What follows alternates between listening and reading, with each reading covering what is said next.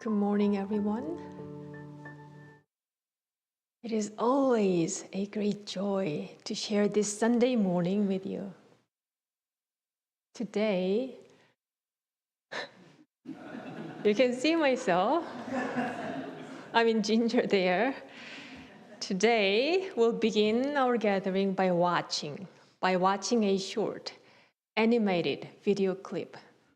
It's about 2 minutes long. So maybe you want to tilt your body or move your seat.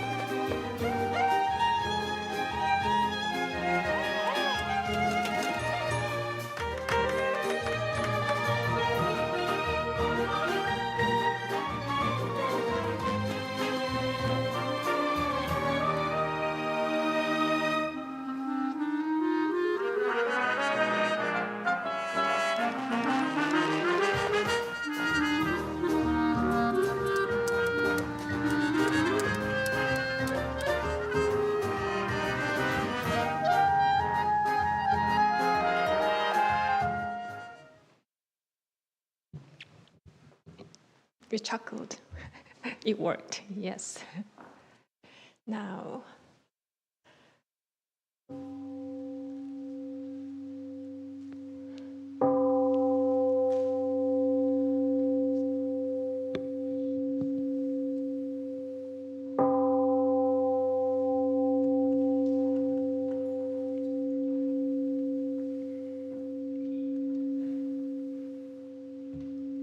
good morning once again.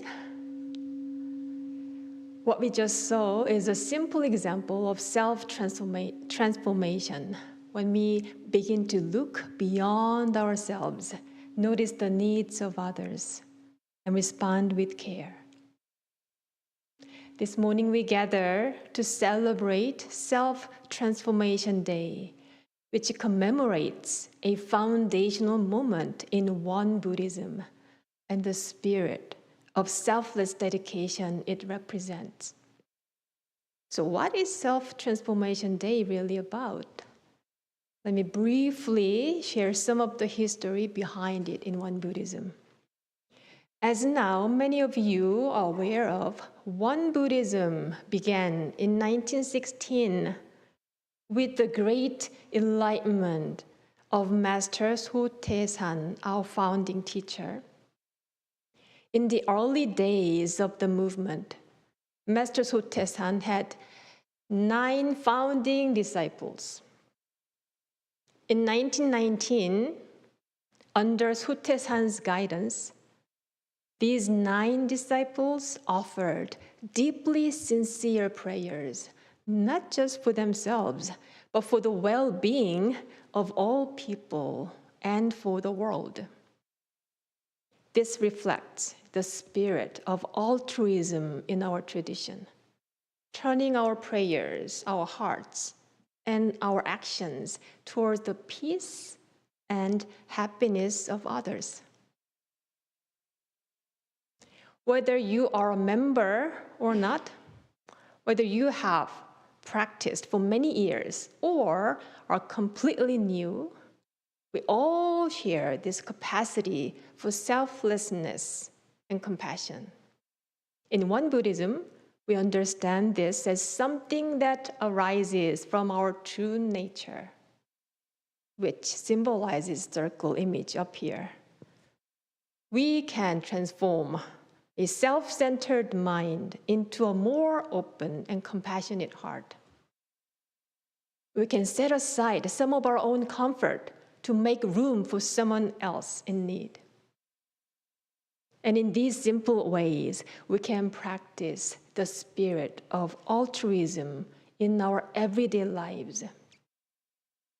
So this morning, through meditation practice, through listening to, more like watching Venerable Chuksa님's Dharma talk, and reflecting on our own vows and intentions, I invite you to connect with this spirit of selfless care for others. Together, our focus and open our hearts. Let us begin this special day with a moment of seated meditation, followed by sutra chanting. So first, take a moment to adjust your posture once again, whether you are seated on your mat or in your chair. Take your time to wiggle yourself. Just make yourself comfortable for your practice. Sit up tall and steady. Let your ears line up with your shoulders and gently tuck in your chin, your gaze comfortably resting on the floor. Soften your eyelids. Breathe through your nose. Close your mouth gently at all times. Your breath, your breathing become slow, easy, and natural. With each breath, feel your body becoming still. And feel your mind becoming quiet. During our 20 minutes or so of our practice, when thoughts arise, simply notice them and let them pass without chasing them or holding on to them. Let your awareness rest gently in your lower abdomen, your tanjan, allowing your breath to settle there. Ellen will now guide us into deeper silence with the sound of his Indian flute.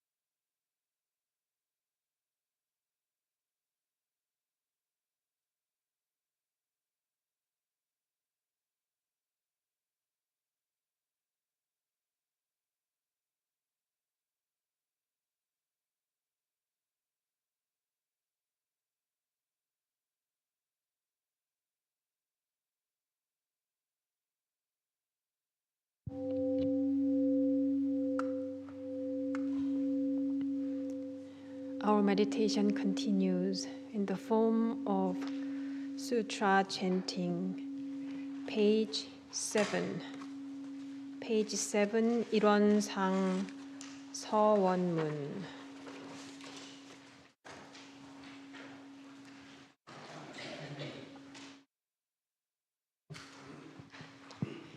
일원상 서원문.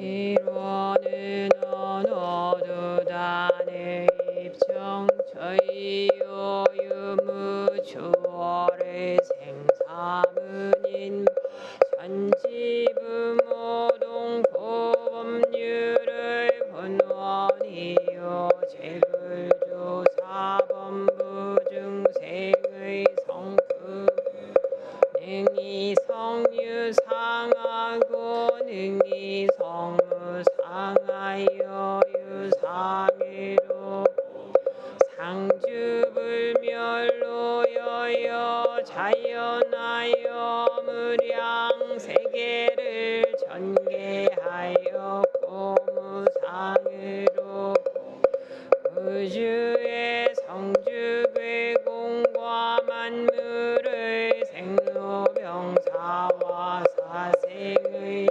심신작용을 따라 육도로 변화를 혹은 진급으로 혹은 강급으로 혹은 생어해로 혹은 생어의 이와 같이 무량세계를 전개하였나니 우리 어리석은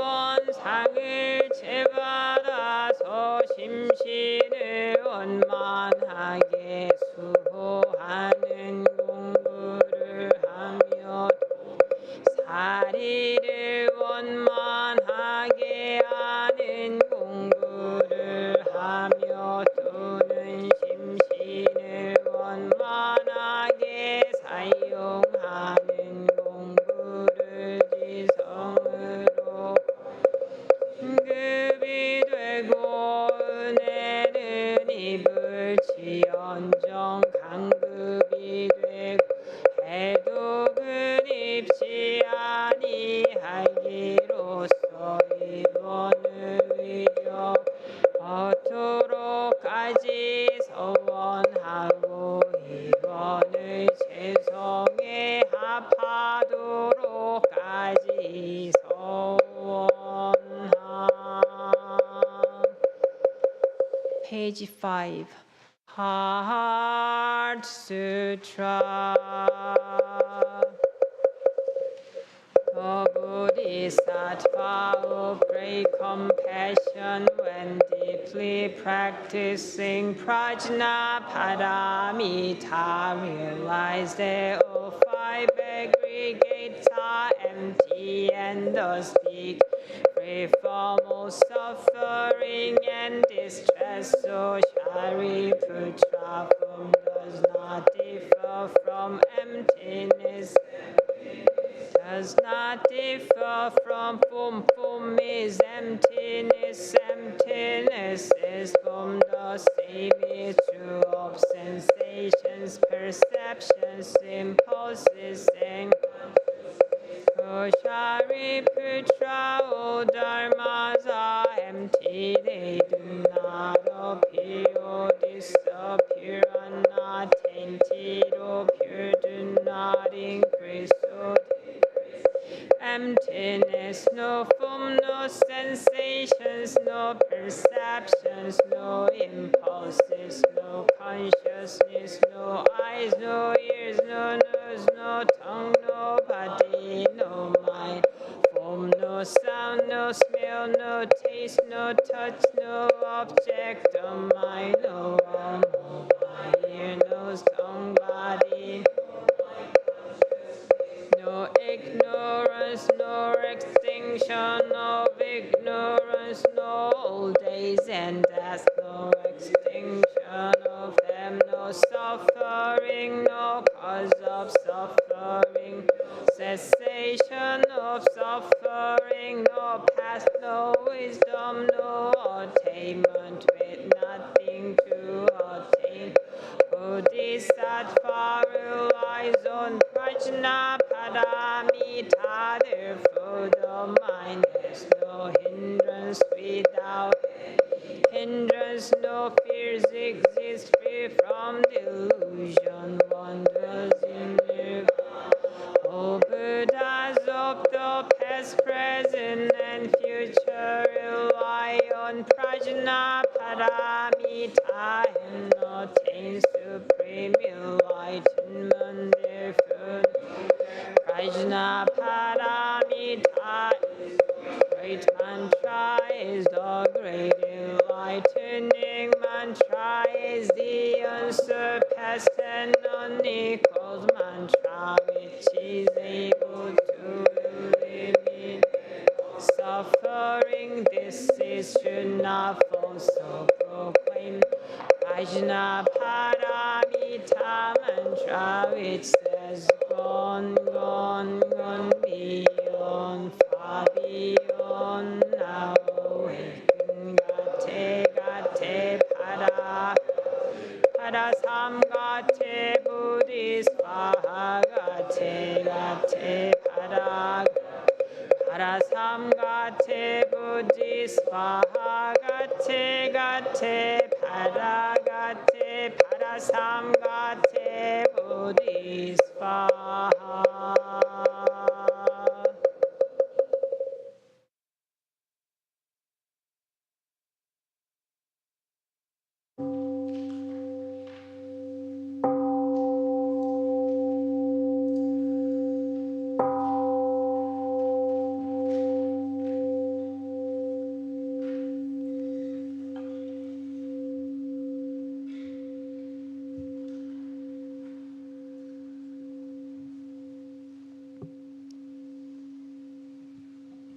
If needed, you may stretch your body in any direction.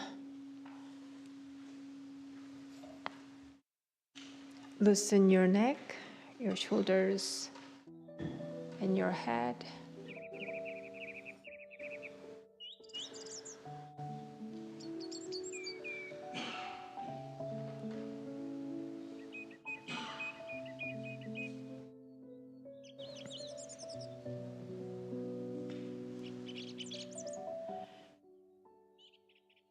This morning, we'll listen to Venerable Juksan Nim's Dharma talk through a pre-recorded video. So please turn your body or your mat all together, facing to this TV screen.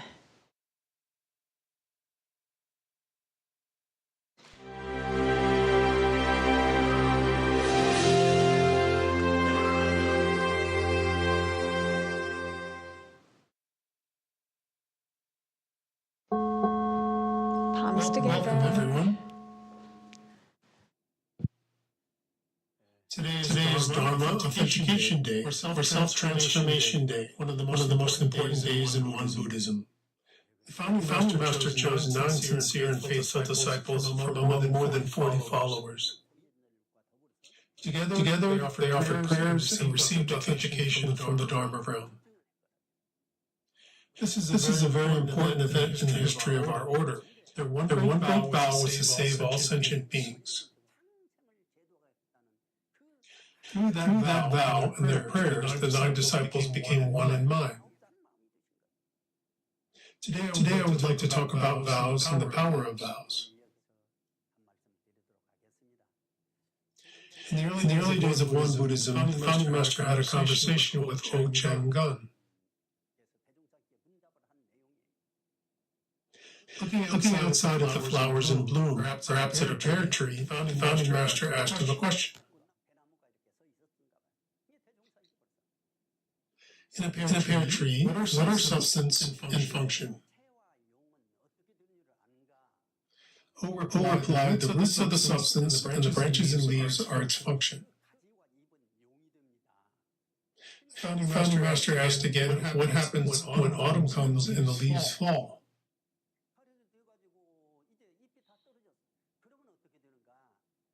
O replied, then the function returns to the substance. The function disappears and only the substance remains.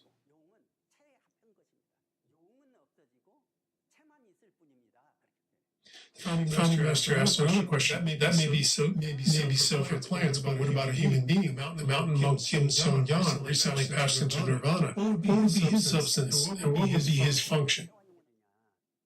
O replied, the physical body is a function. At death, the function returns to the substance. The function disappears and only the substance remains. The founding master then asked, where is his substance now? Some time has passed since his death.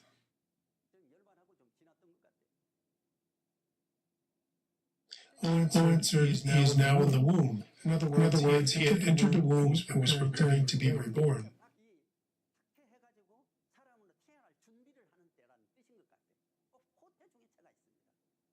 The founding master asked again, when will he appear in the world again? O answered, perhaps in the spring. The founding master said that O's answers were mostly correct, but that one important point was missing. What he said next really touched my heart.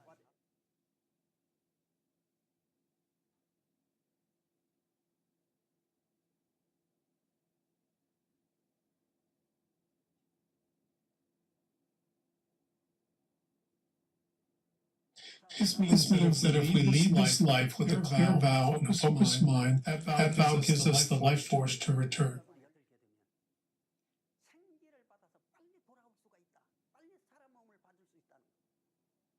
But without a vow, if the spirit is scattered, we may lose that life force and wander without receiving a human body.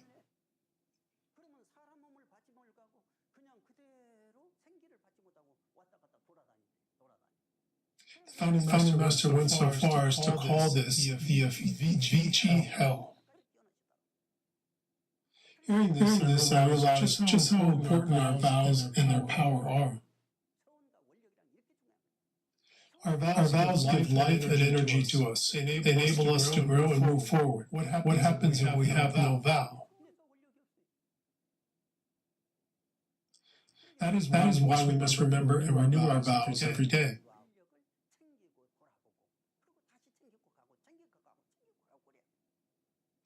That is how we keep our lives full of energy and purpose. This teaching is not only about death, it applies while we are alive as well. Even as we go to sleep and wake each day, we should remember our vows. In one Buddhist year 4, during the Dharma authentication prayers with the 9 disciples, the founding master said, know that within each of your minds is the power to move the will of heaven. And always remember that each of you has a responsibility to save sentient beings. There is something within our minds that can move heaven itself. There is a connection between the will of heaven and our own minds. The closer we come to that connection, the more deeply we can experience spiritual response. The founding master described these qualities as a simple mind, a selfless mind, and a sincere mind. He also taught that the human body is not just the body. Within us is Buddha nature, the potential to attain Buddhahood. That is why we also have a responsibility to save sentient beings.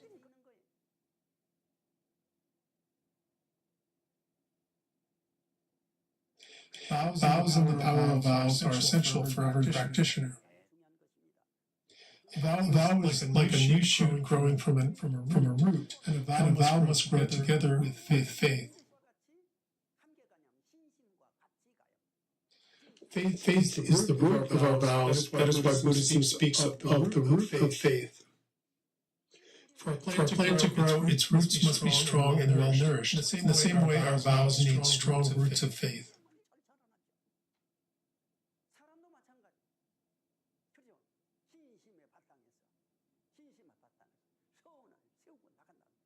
With faith as our foundation and vows in our hearts, we can advance in our practice day by day.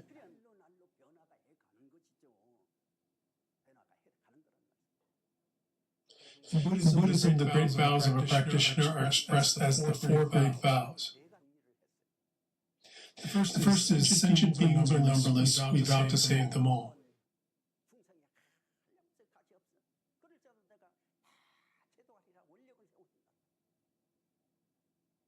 In a broad sense, all four great vows are contained in this first vow.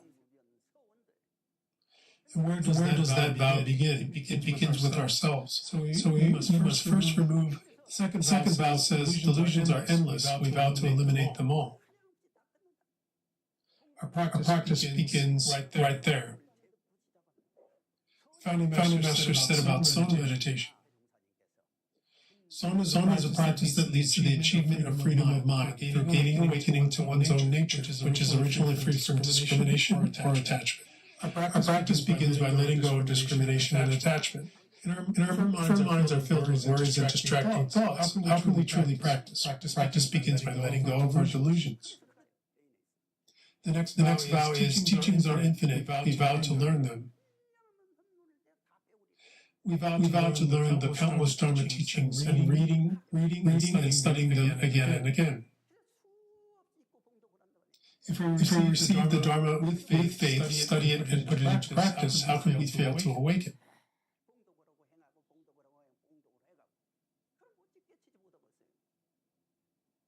That is the meaning of teachings are infinite. We vow to learn them.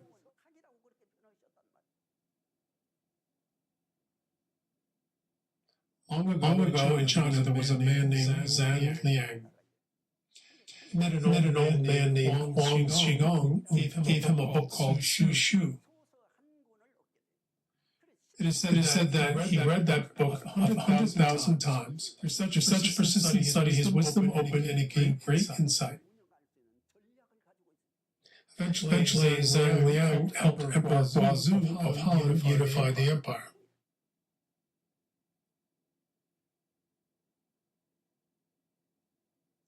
During the Joseon dynasty, there was a scholar named Kim Duxin, grandson of the famous General Kim Si-min. As a child, he suffered from smallpox. He had difficulty learning and quickly forgot what he studied. He could barely read at age 10, and even at 20, his literary skills were still limited. Yet he studied with such determination that his father even told him, "Stop reading so much." He eventually became one of the most devoted readers of the Joseon era. He lived to the age of 80. It is said that he read the biography of Bo Yi from Sima Xian's records of the grand historian 113,000 times. He never read a book just once or twice. He reportedly read 26 different works, more than 10,000 times each. In time, he became one of the great literary figures of Joseon.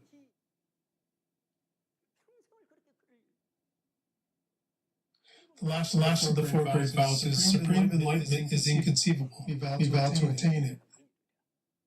To save all sentient beings, we begin by practicing ourselves. We seek awakening so that we may help others awaken as well. This is the spirit of the four great vows.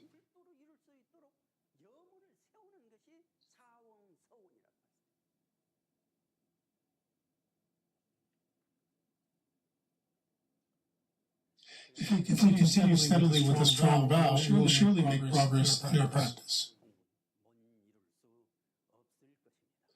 In the Buddha's time, there was a disciple named Ulapanbaka. His memory was so poor that he even had difficulty remembering his own name.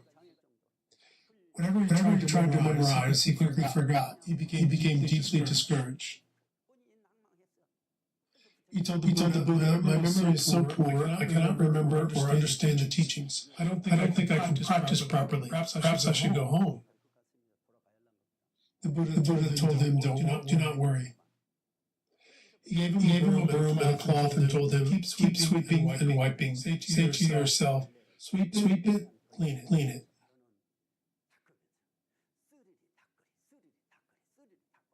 He told him to sweep the courtyard and clean away all the dust. Ulapanbaka had great faith, but even while cleaning, he would forget the words, "Sweep it, clean it." So the Buddha asked the other disciples to remind him whenever they saw him, sweep it, clean it. Whenever he forgot, he remembered again and continued, "Sweep it, clean it." And after years of sincere practice, he finally realized something. I am not only sweeping and cleaning outside, if I also sweep and clean my own mind, I too can attain Buddhahood.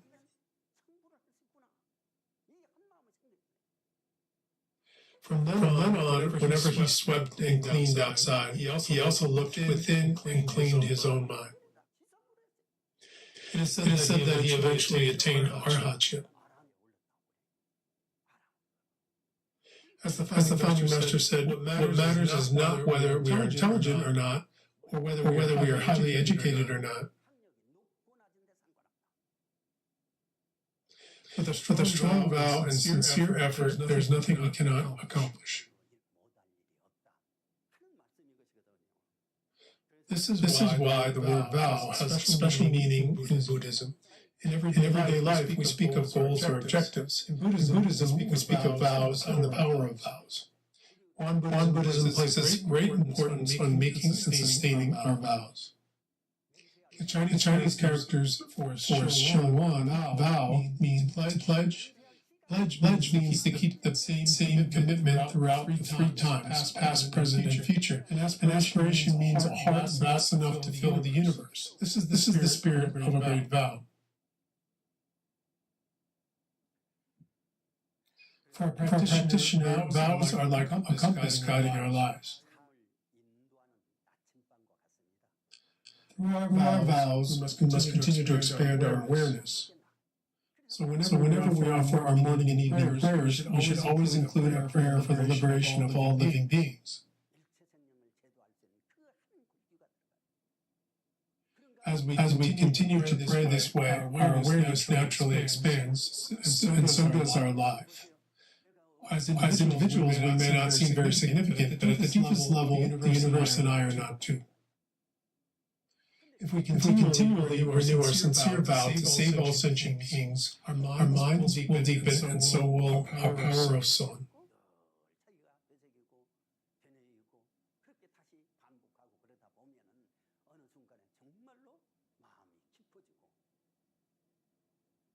In time, you may awaken and become great Buddhas and Bodhisattvas who can help countless beings.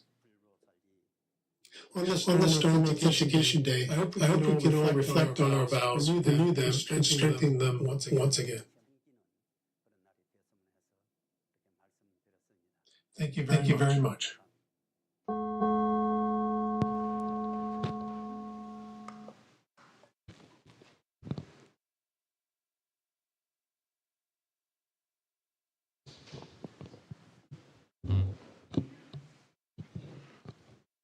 Thank you, Juksa님.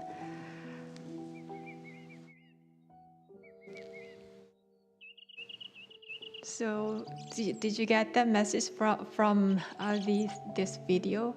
The vow, the importance of the vows and the power of those vows that we want to cultivate around these vows.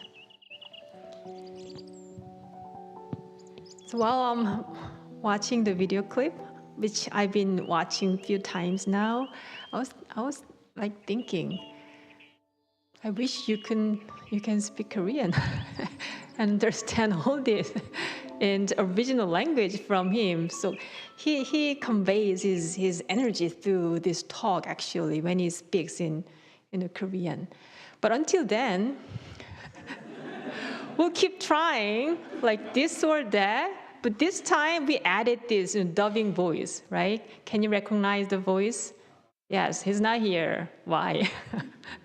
So let's now take our time to contemplate the message again. So in the spirit of his teaching, let us think about this. What is this vow? He already explained in his talk. So in our practice, a vow is more than a personal wish. It is a sincere aspiration that helps us move beyond our own comfort or concerns toward the well-being of others. So it gives direction to our spiritual journey and helps us bring our practice into everyday life. And our vow doesn't have to be always something grand. It can begin with one small change in our mind, our words, or our actions. So think back to the man in the animated film, the video we watched at the beginning of this service. His transformation began with one small act of guidance and care. So in front of you, you'll find a small piece of colorful paper. Now we'll take a moment to ask ourselves, what is one thing I'd like to transform in myself? Or one quality I'd like to cultivate that could bring greater well-being to both myself and others? So perhaps it is becoming a little more patient, more generous, or more attentive to those around you.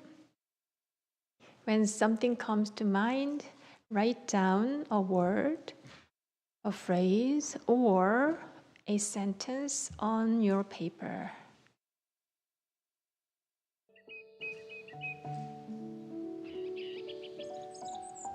And when you're ready, please bring it forward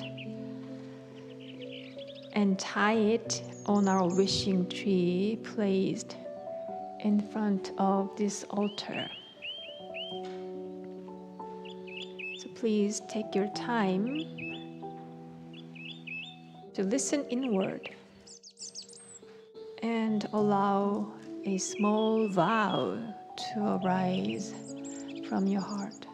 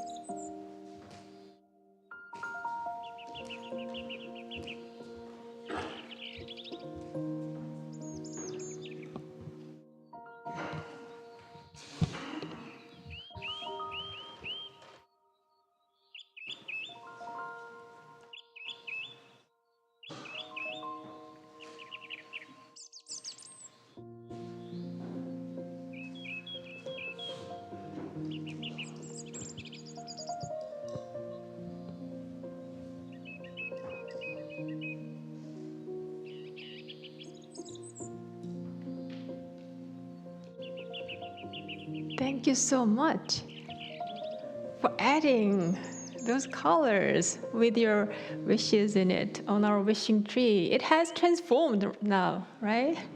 It looks prettier. So now with our shared intentions gathered around our wishing tree, we'll bring our prayer practice to a close. By offering our prayer, please join your palms together. Join your minds and hearts together. Grace of heaven and earth, grace of parents, grace of fellow beings, grace of laws. Dharmakaya Buddha, fourfold grace. In 1919, amid great turmoil, Master Sotasan and his first 9 disciples made a great vow to guide all beings from suffering towards boundless liberation.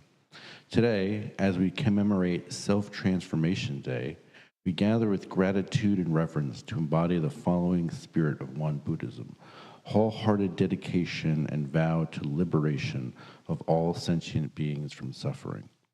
O Dharmakaya Buddha, fourfold grace, may we renew our vows each day and allow them to guide our lives with strength and purpose. May we remember that transformation begins with ourselves, in the way we think, speak, and act. Through small acts of patience, generosity, compassion, and care, may we bring our vows into our everyday lives. Let us become seeds of change, turning turmoil into harmony, greed into generosity, anger into compassion, and delusion into wisdom. May the peace we cultivate within ripple outward into our homes, our communities, our nations, and the world. Wherever we stand, may the flowers of selfless service bloom. This we pray with one mind and one heart.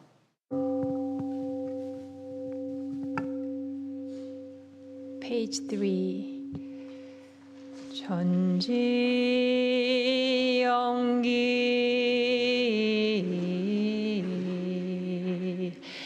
아심정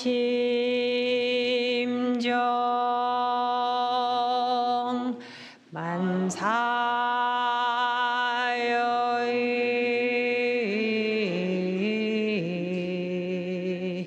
아심통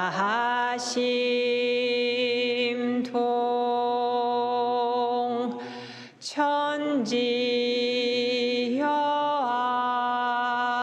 동일체 하여 천지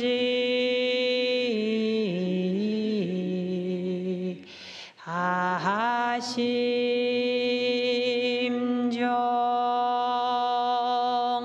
전지연기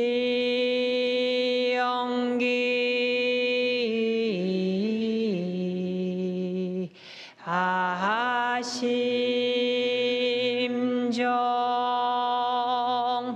만사여의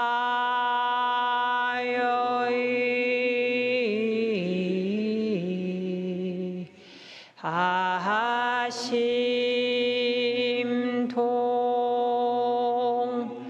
천지여아 동일체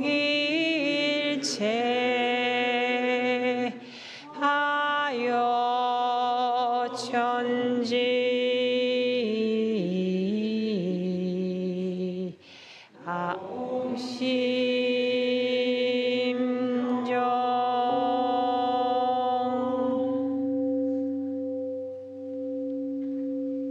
Now allow yourself to remain in silence for a moment and feel the energy we have gathered.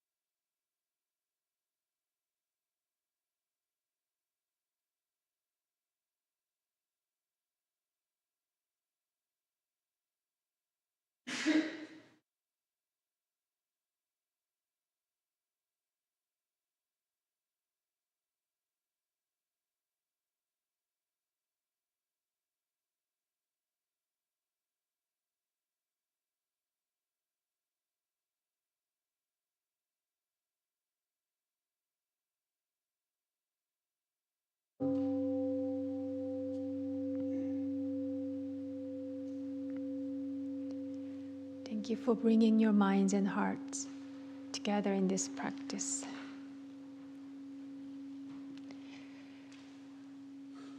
Let me share 2 announcements. Our Labor Day weekend retreat is coming up soon. Commuter spots are still available, so for more information or to register, please email at us info@onedharmacenter.org, or you can see me after this service. Our Kyohadan meeting will take place next Sunday, right after the service. Kyohadan members, if you have your Dharma names, that's you. So we are going to gather together after the service next Sunday, August 31st. Thank you again for your practice and for sharing your Self-Transformation Day prayer together. This concludes our service today.